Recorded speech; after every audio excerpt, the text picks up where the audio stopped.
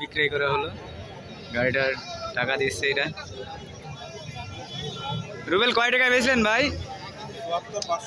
৭৪,৫০০ টাকায় একটা গাড়ি বিক্রি হলো। আমার রুবেল ভাই গাড়ির টাকা গুনে নিচ্ছে।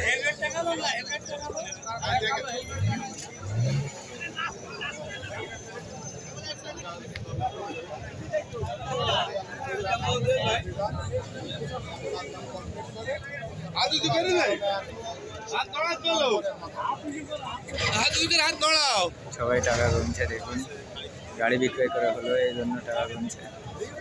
দেখুন